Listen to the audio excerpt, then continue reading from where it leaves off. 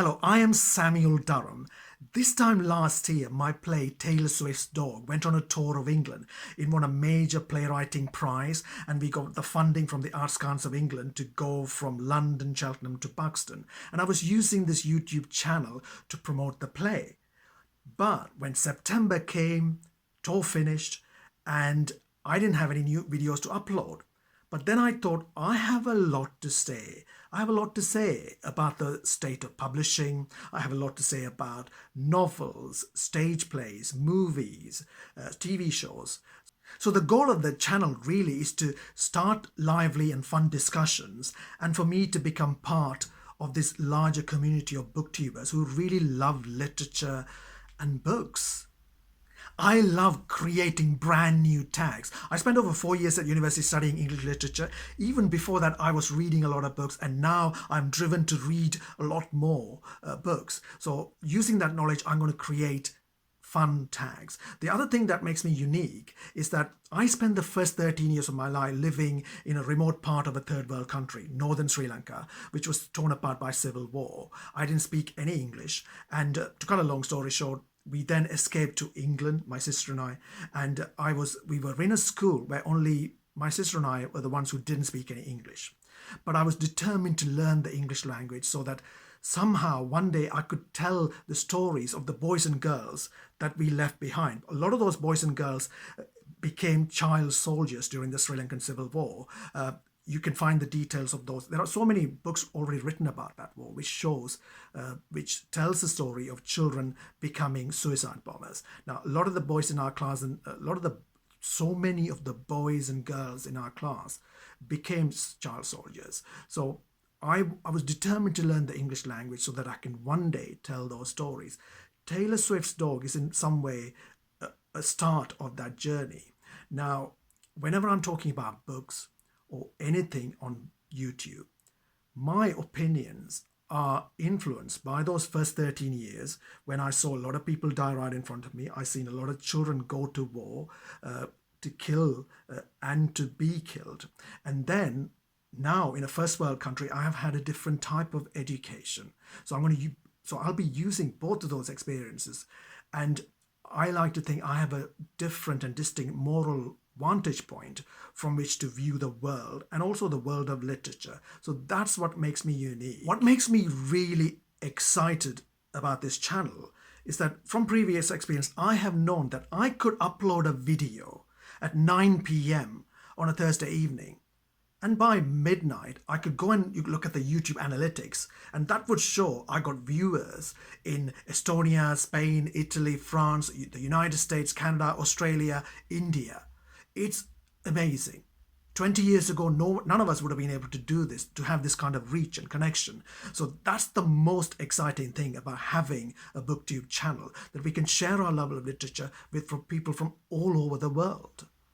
When I was 4 years old, I was living in a remote part of northern Sri Lanka where we didn't have any electricity, no TV, and I was a hyperactive child. My parents always wanted to make sure that I stay in the house, because outside there were dangerous snakes, wild monkeys, elephants, and poisonous ants, and all sorts of insect spiders. And also there were trees. Oh, I love those trees. Mango trees, guava trees, and cashew nut trees. We didn't have any chocolates and things like that, of course. So if I wanted a snack, I will go climb a cashew nut tree or a mango tree and get one of those fruit.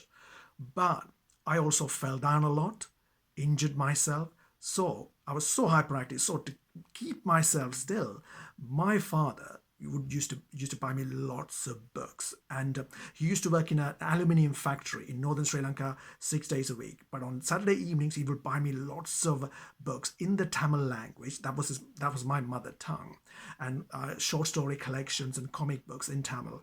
And he taught me at a really early age to read. So what this meant was that I can stay in the house instead of go out there and get into trouble. Now, as an adult, I do something similar, which is that I have to keep on reading all the time. Reading keeps me sane, it keeps me stable. Saul Bellow in his book Ravelstein says that I want a daily diet of words to keep me sane. And even right now, I have to keep busy by reading, because in the past as a child, if I don't keep myself busy by reading, I'll be out climbing a mango tree. Right now, as an adult, if I don't keep myself busy with reading or writing, I'll be here trying to climb these walls. At the age of 13, I was at a school in England where everybody spoke English except me and my sister. And I couldn't fit in. I was determined to fit in with the other boys and girls, but I couldn't talk. So during the lunch hour, I went to the school library, right? And we had a great librarian called Mrs. Winchester, real name. She must have taken pity on me because I was so isolated and lonely. All the other kids were out playing, and I was the only one who was inside, even on a hot day, trying to get some books. So she then came and gave me this book. She said, "Why don't you try this book? I think this is a good one." So it's a slender book. And I started to read it, and I liked the first page. So I took it. Now, this book, it took me over 4 weeks to finish it. It was a real struggle because I just didn't know enough words in the English language, but I persevered because I just love the story. And the book was The Hound of the Baskervilles by Sir Arthur Conan Doyle. And I was just completely gripped by Dr. Watson on the moors. And I just kept reading. And I went back later on and I asked Mrs. Winchester, and she said, "Oh, there are more stories like that." So I ended up reading a lot of those short stories and novels. Mrs. Winchester then realized how determined I was to learn English. So she then gave me a lot of other books to read. When I look back now, I realize she didn't patronize me by giving me books for teenage boys or girls. Instead, she gave me books that I now realize were written by quintessentially English writers. So in some ways, I heard an interview once on BBC Radio where Tom Stoppard said when he came to England as a refugee child, he wanted to be more English than most English boys. And I guess what I was doing was trying to become more English than most English boys in my class. So Mrs. Winchester gave me books by George Orwell, then Graham Greene, Laurie Lee, Muriel Spark, Julian Barnes, Martin Amis, Kingsley Amis, Evelyn Waugh, P.G. Woodhouse. So all the time she would say, "You should read that. If you like that, read this." And I read those books.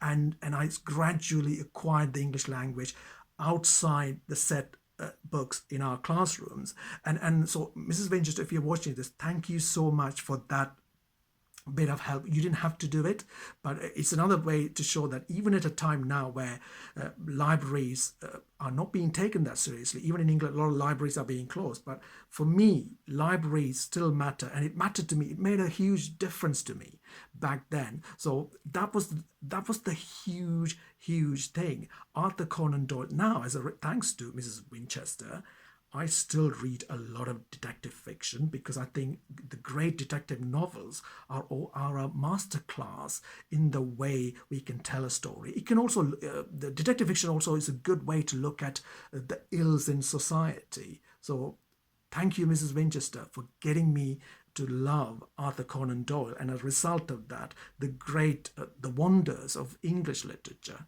Do you suffer from artist guilt?